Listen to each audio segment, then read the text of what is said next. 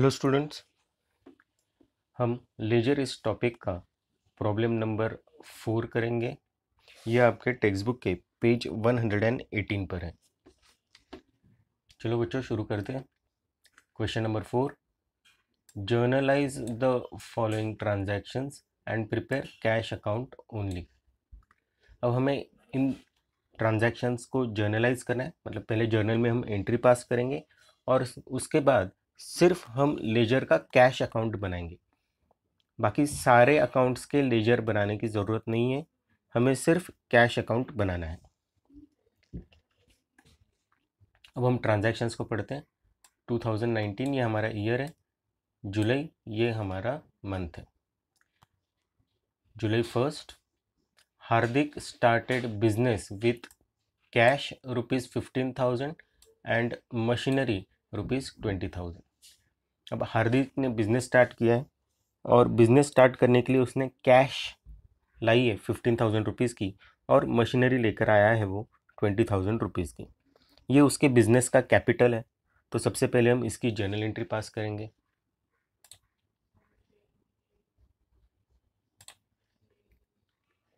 हमारे पास यहाँ पे दो अकाउंट है, एक कैश अकाउंट है और दूसरा मशीनरी अकाउंट है। कैश अकाउंट और मशीनरी अकाउंट दोनों रियल अकाउंट है, दोनों बिजनेस में आए हैं, इसलिए इसकी हम एंट्री करते हैं। पहले ही हम ईयर लिखेंगे 2019, फिर डेट जुलाई 1। अब कैश अकाउंट मशीनरी अकाउंट दोनों रियल अकाउंट है, ये बिजनेस में आए इसलिए डेबिट व्हाट कम्स इन, तो cash account debit.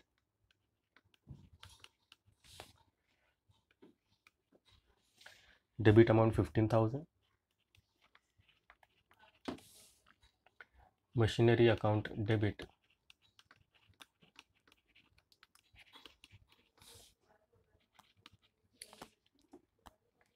Debit amount 20,000 to capital account.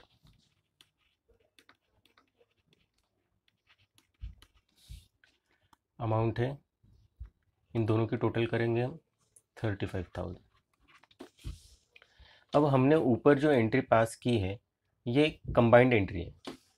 इस एंट्री को हम दो एंट्रीज में स्प्लिट कर सकते हैं। जैसे वो कैश लेके आया तो कैश की अलग से एंट्री होगी, कैश अकाउंट डेबिट अमाउंट 15,000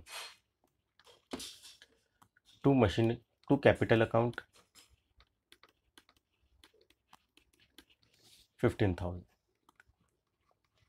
और हमारी दूसरी एंट्री मशीनरी अकाउंट डेबिट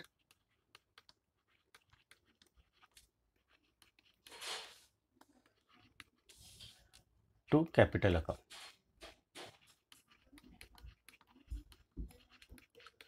ये हमने जो एंट्री पास की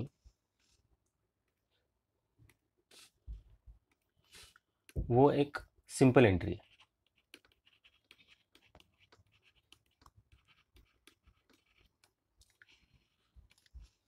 ये हमारी फर्स्ट एंट्री, ये सेकंड एंट्री, और ऊपर जो हमने लिखी थी वो कंबाइंड एंट्री थी।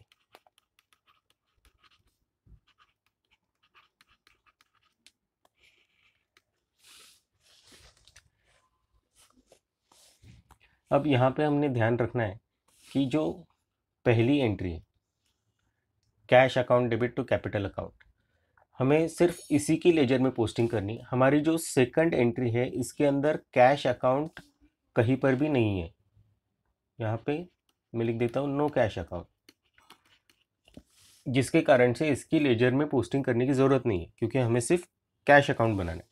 तो हमारा जो फर्स्ट एंट्री में कैश अकाउंट दिया गया है तो उसी की हम लेजर में पोस्टिंग करेंगे। तो आपने ध्यान रखना है कि हम जब लेजर में पोस्टिंग करेंगे तो सिर्फ कैश अकाउंट रिलेटेड ही पोस्टिंग होगी। अब मैं फिर से कंबाइंड एंट्री को देखता हूँ। इस कंबाइंड एंट्री में कैश अकाउंट डेबिट 15,000 रुपीज़ है और फिर मशीनरी अकाउंट 20,000 है और कैपिटल अकाउंट 35,000 है। तो हमें सिर्फ कंसर्न है कैश अकाउंट से, इसी की हम एंट्री करेंगे। अब कैश अकाउंट में डेबिट है और क्रेडिट कैपिटल अकाउंट में, तो लेजर में हम इसकी पोस्टिंग करेंगे। ये मेरा कैश अकाउंट का लेजर मैंने बनाया हुआ है। आप भी बना लो, इसको हेडिंग दे देते हैं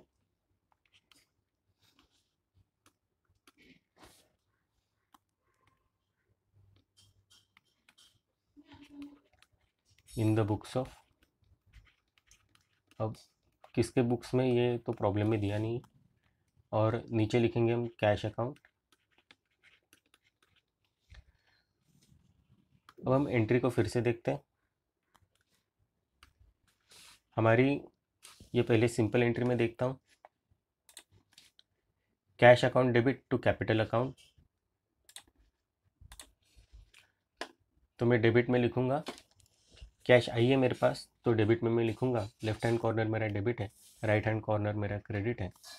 और ईयर हम लिख देते हैं 2019 और ये जुलाई 1 है और लिखते हैं यहाँ पे टू कैपिटल अकाउंट। अब कैपिटल कंट्रीब्यूशन में कैश हमारी 15,000 रुपीज़ है, तो 15,000 ही यहाँ पे लिखेंगे।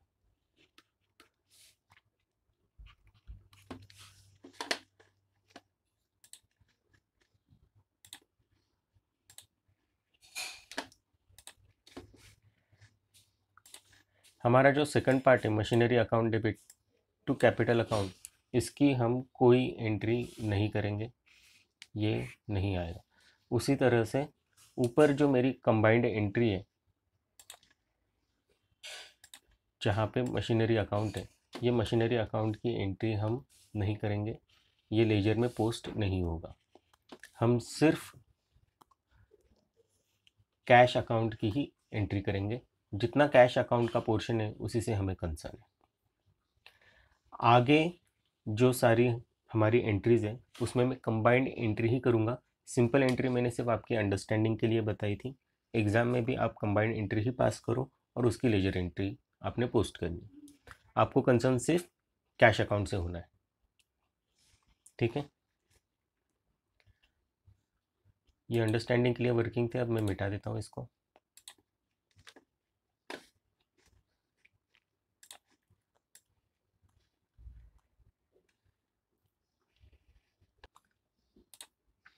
और इस एंट्री का आप नरेशन लिखोगे, being cash and machinery brought in business.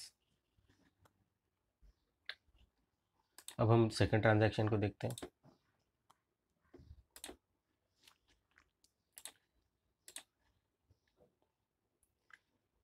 July 4th, purchased goods for rupees 9,000 less 10% cash discount. अब ये परचेज की एंट्री है, यहाँ पे दो अकाउंट है, परचेज अकाउंट है, दूसरा आपका कैश अकाउंट है, और इसी के साथ आपको कैश डिस्काउंट भी दिया गया है। यहीं पे हम अकाउंट्स के बाइफर्केशन कर लेते हैं।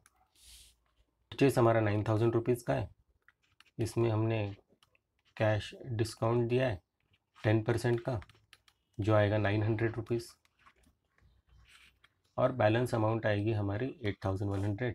इतना हमें पेमेंट किया है। हमने गुड्स परचेज किए हैं तो ये डिस्काउंट जो है वो हमारा डिस्काउंट रिसीव्ड है। अब फर्स्ट अकाउंट हमारा परचेज अकाउंट है, सेकंड अकाउंट कैश अकाउंट है, थर्ड अकाउंट हमारा डिस्काउंट रिसीव्ड अकाउंट। अब इसकी जर्नल एंट्री कर देते हैं, बहुत ही आसान है।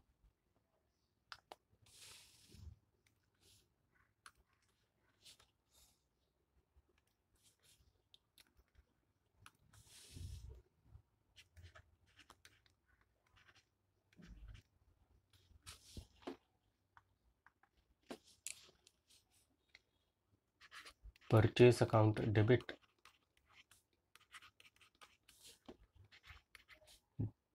Account 9,000 to cash account 8,100 to discount received account.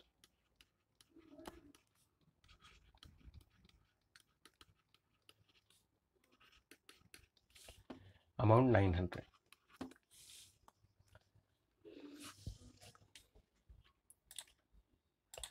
अब इस एंट्री में जो कैश अकाउंट का पोर्शन है वही हमारे लिए रिलेवेंट है, और कैश अकाउंट को हम क्रेडिट करेंगे बाय परचेस अकाउंट।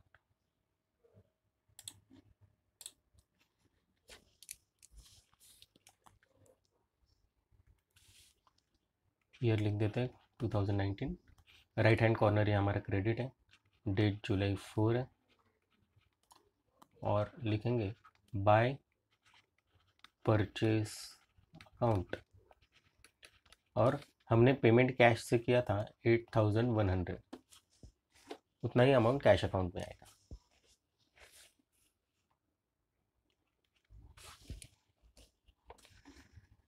अब नेक्स्ट ट्रांजैक्शन देखते हैं।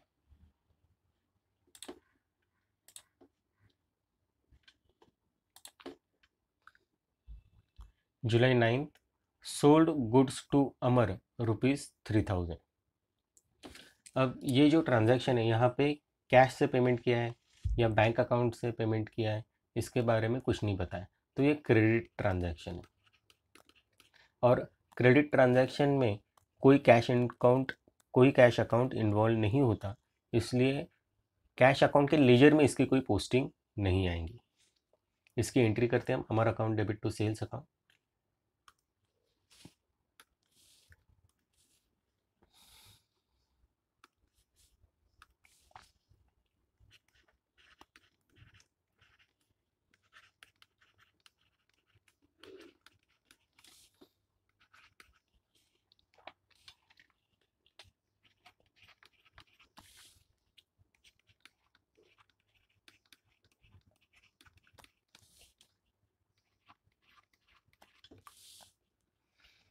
और यहाँ पे कोई कैश अकाउंट नहीं है, इसलिए इसकी लेजर में कोई पोस्टिंग नहीं होगी, क्योंकि हम सिर्फ कैश अकाउंट का लेजर बना रहे हैं।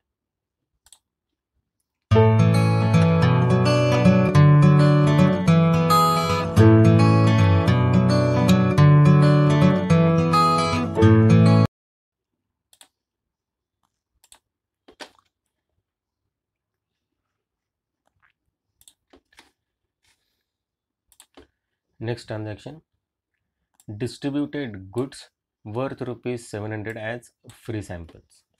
ये फ्री सैम्पल्स डिस्ट्रीब्यूट हुए हैं, यहाँ पर भी कोई कैश अकाउंट नहीं है। इसकी journal entry advertisement account debit to goods distributed as free samples आएगी, और कैश अकाउंट में इसकी कोई एंट्री नहीं करेंगे।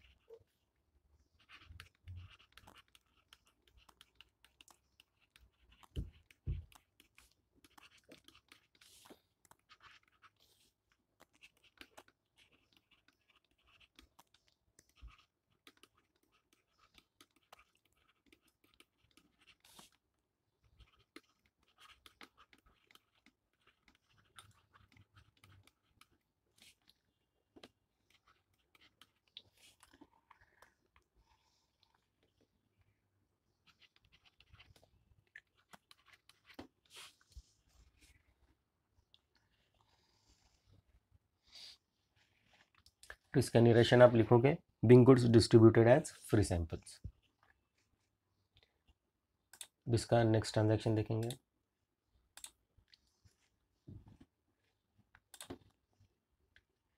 जुलाई 14 bought stationery for ₹550 for office use. यहाँ पे स्टेशनरी का परचेस किया है, और स्टेशनरी परचेस करने के लिए पेमेंट कैश से ही किया होगा, तो यहाँ पे कैश अकाउंट आएगा, और यहाँ पे हम जर्नल एंट्री पास करेंगे stationery account debit to cash account, और इसकी लेजर में भी पोस्टिंग होगी क्योंकि यहाँ पे कैश अकाउंट आ रहा है। जर्नल एंट्री पहले पास करते हैं।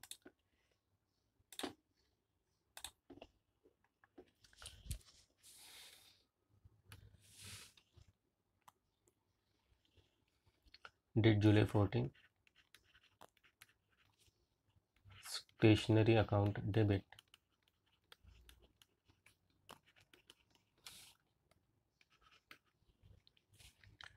Debit amount 550 to cash account 550।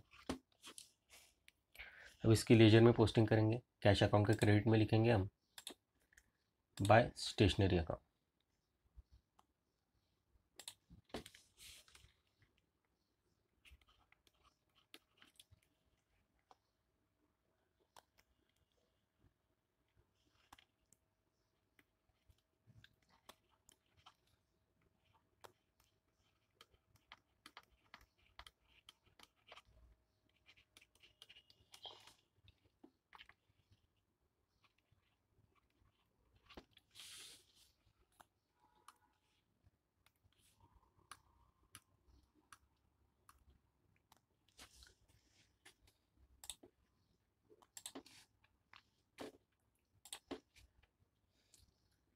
July 18th, received rupees 950 from Dhanashri, a customer whose account was earlier written off as bad debts. Dhanashree ये हमारा कस्टमर है और कस्टमर से हमें कुछ पहले पैसे आने थे, लेकिन बहुत दिन हो गए धनश्री ने हमें पैसे नहीं दिए। जब उसने पैसे नहीं दिए तो हमने उसे कहा बैड डेट्स। हमने ये मान लिया कि धनश्री से पैसे नहीं आएंगे, लेकिन सरप्राइजिंगली धनश्री ने हमें थोड़े दिनों के बाद पैसे दे दिए। जब वो पैसे दे देती है तब उसे हम कहेंगे बैड डेट्स रिकवर्ड। जब धनश्री ने पैसे नहीं दिए तब उसे हमने बैड डेट्स अकाउंट में डाला था, लेकिन जब धनश्री ने पैसे दिए तो बैड डेट्स रिकवर्ड अकाउंट में आएंगे। तो इसकी एंट्री करेंगे। अब 950 रुपीज़ हमें आए हैं तो हम कैश अकाउंट को डेबिट करेंगे।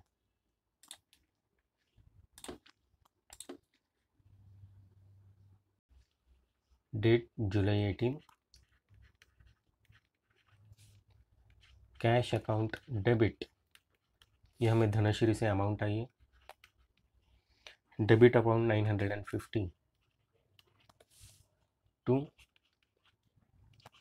Bad debts recovered account.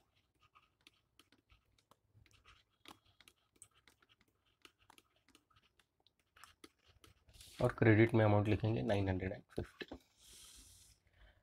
अब इसकी लेजर में भी पोस्टिंग करेंगे हम। कैश अकाउंट को डेबिट करेंगे। ये ट्रांजैक्शन हुआ था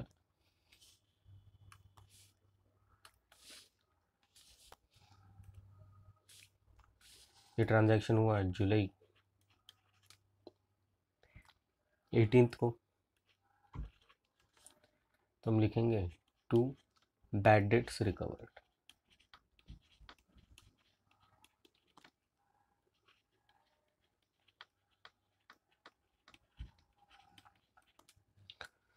और हमारे अमाउंट है 950।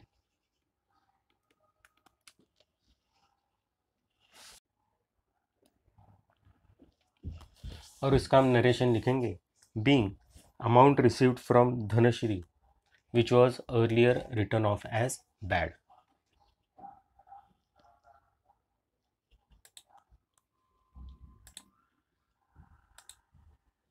Next transaction, Abhiram invoiced goods worth rupees 3000। अब गुड्स इन्वॉइस किए मतलब अभिराम ने हमें गुड्स सेल किए। अभिराम ने ये सेल किए मतलब हमने ये गुड्स परचेज किए। अभिराम के लिए सेल है, हमारे लिए ये परचेस है। लेकिन यहाँ पे कैश के बारे में कुछ नहीं बताया, पेमेंट कैसे हुआ है उसके बारे में नहीं बोला है। तो ये हमारा क्रेडिट ट्रांजैक्शन है। तो यहाँ पे हम जर्नल एंट्री करेंगे purchase account debit to Abhiram account.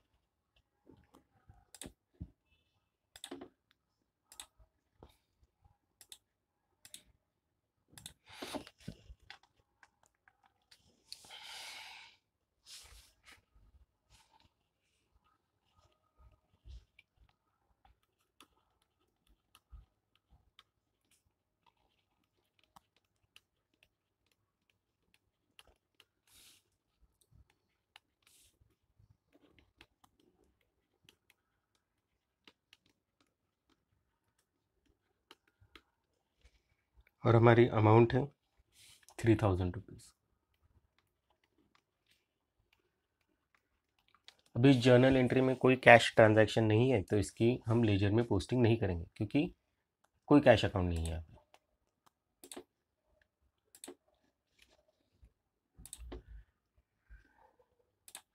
Next transaction, settled अभिराम्स account, he allowed 5% cash discount.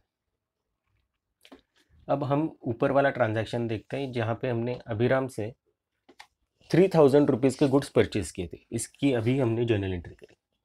21 को ये ट्रांजैक्शन हुआ था। 24 को हमने अभिराम को पेमेंट किया, और जब हमने पेमेंट किया हमने कैश पेमेंट किया और उसके अगेंस्ट हमें कुछ डिस्काउंट मिला। अब अकाउंट्स देखते हैं हम। अभिराम को हमने देने थे 3000 रुपीज़,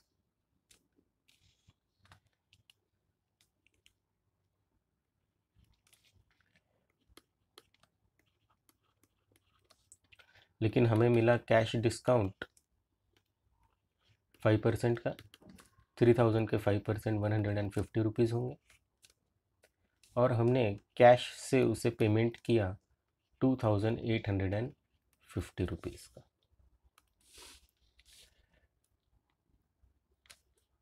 तो हमारा फर्स्ट अकाउंट जो है वो अभिराम अकाउंट है। सेकंड अकाउंट है वो डिस्काउंट हमें मिला है क्योंकि हमने पेमेंट किया है, ये डिस्काउंट रिसीव्ड है। और थर्ड अकाउंट जो है वो कैश अकाउंट है। अब इसकी जर्नल एंट्री करते हैं।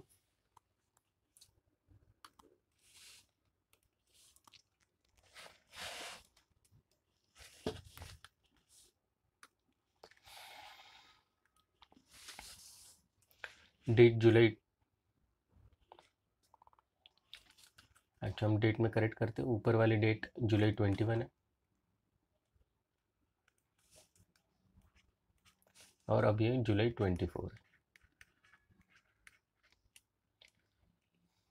और अभिराम अकाउंट डेबिट, अभिराम को पैसे मिले, ये पर्सनल अकाउंट है, debit the receiver.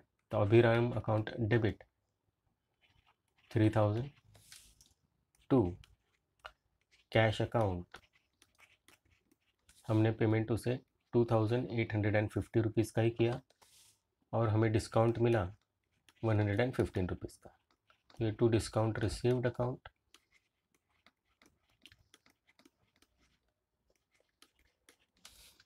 $150।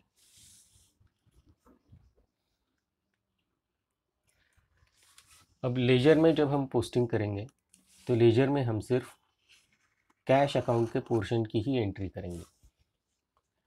Discount received की एंट्री हम नहीं करेंगे क्योंकि वो कैश से रिलेटेड नहीं है। तो करते हैं एंट्री, कैश अकाउंट में क्रेडिट करना है हमने।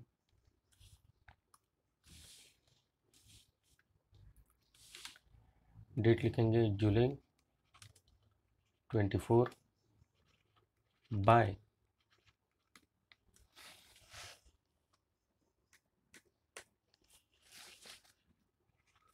अभिराम अकाउंट, और अभिराम को हमने कैश पेमेंट किया 2850 रुपीज़ का।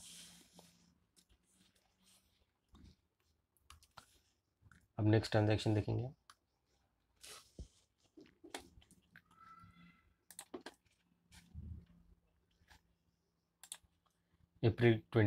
जुलाई 27 exchanged goods worth rupees 2500 against furniture of the same amount। अब ये ट्रांजैक्शन का मतलब समझ के लीजिए। हमने 2500 रुपये के गुड्स सेल किए, एक्सचेंज किए मतलब हमने बेचे, और उसके बदले में हमने पैसे नहीं लिए तो हमने फर्नीचर लिया। तो इसकी जो एंट्री हम पास करेंगे वो furniture account debit to sales account, ये आपकी एंट्री होगी। ये बार्टर ट्रांजैक्शन है, यहाँ पर कोई कैश या बैंक से पेमेंट नहीं हुआ, तो इसके कैश अकाउंट के लेजर में कोई एंट्री नहीं होगी, हम सिर्फ इसकी जर्नल एंट्री करेंगे।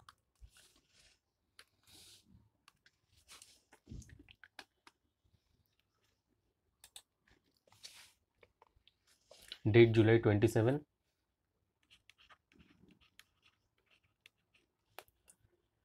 Furniture account debit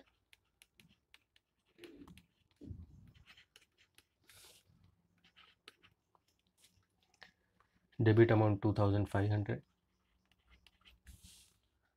to sales account 2500.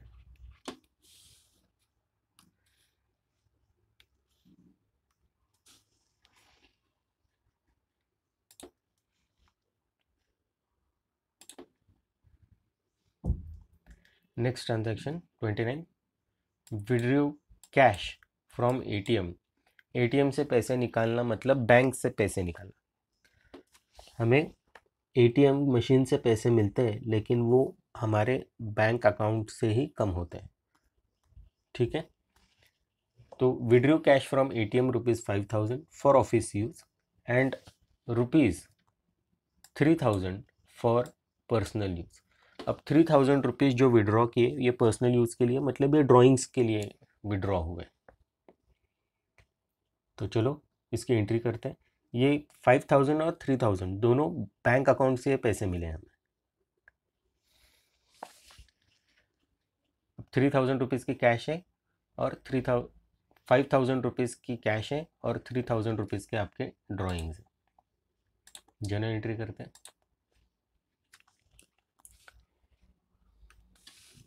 जुलाई 29 हमें कैश मिली है. Cash account debit 5000 rupees. फिर हमने पर्सनल यूज़ के लिए पैसे निकाले. Drawings account debit 3000 rupees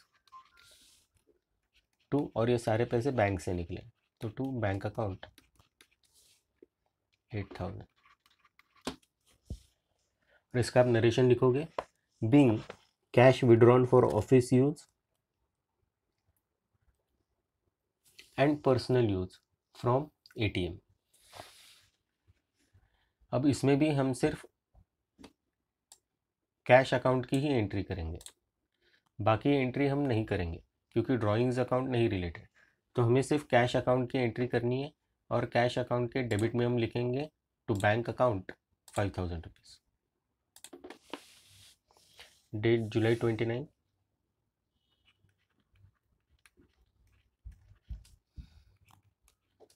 to bank account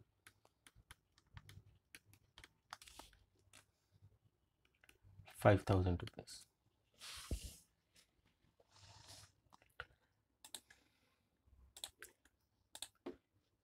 इसी के साथ हमारे सारे ट्रांजैक्शंस हो गए.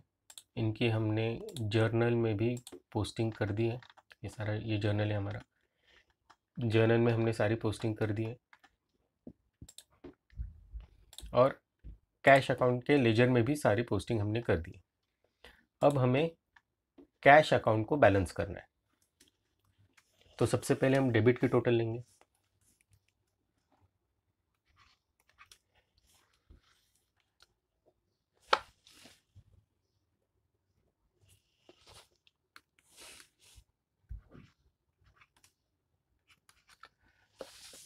आप डेबिट की टोटल लोगे तो आपको टोटल आएगी 20,950. वैसे ही आपने क्रेडिट की टोटल लेनी.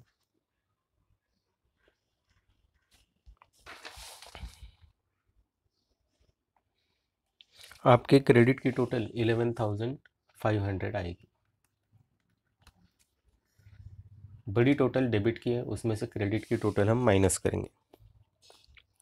माइनस करने के बाद आपको डिफरेंस अमाउंट आएगी 9,450. यही आपका बैलेंस है.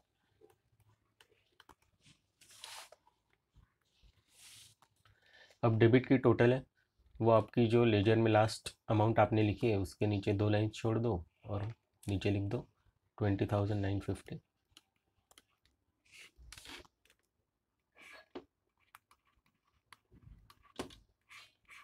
और फिर last day of the month आपका जुलाई 31 है. वहाँ पे लिखो by balance carried down. Amount difference amount होगी 9,450. और first day of the next month August 1 to balance brought down amount 9,450. ये डेबिट और क्रेडिट की टोटल, ये वर्किंग सिर्फ आपके अंडरस्टैंडिंग के लिए है, ये बाद में आप मिटा लो।